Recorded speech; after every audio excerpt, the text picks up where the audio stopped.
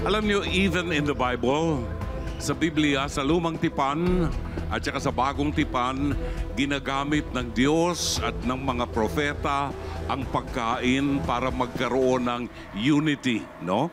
Pagkakasundo-sundo. Ang Panginoon, si Jesus, napakatakaw. Miski saan pumunta yan sa public ministry niya, pumapasok yan kung kani-kaninong bahay at nakikikain. Can you imagine? Nakikikain ng Panginoon.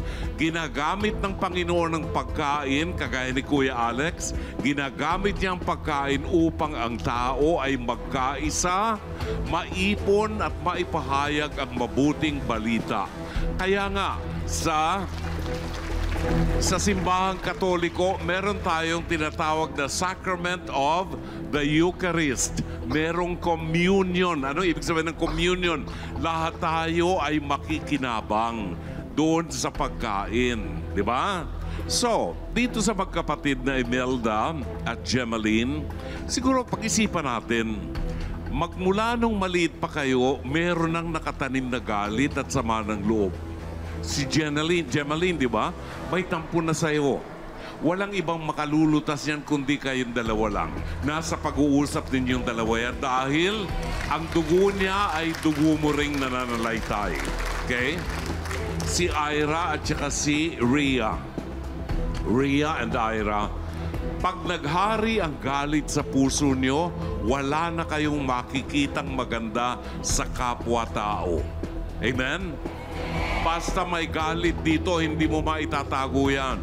Lalabas at lalabas yan kahit sa mata mo, sa salita mo, no? At wala ka nang makikitang mabuting ginawa ng kapwa mo dahil meron kang galit.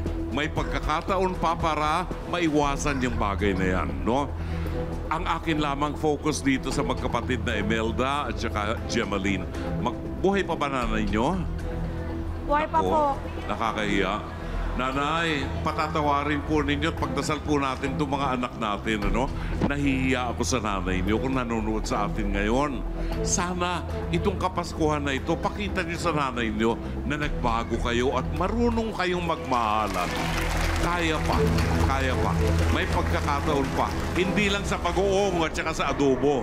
Kahit kaming tatlo rito magluluto ng adobo para boodle fight tayo. Wala lang balutan, ha? Wala lang balutan.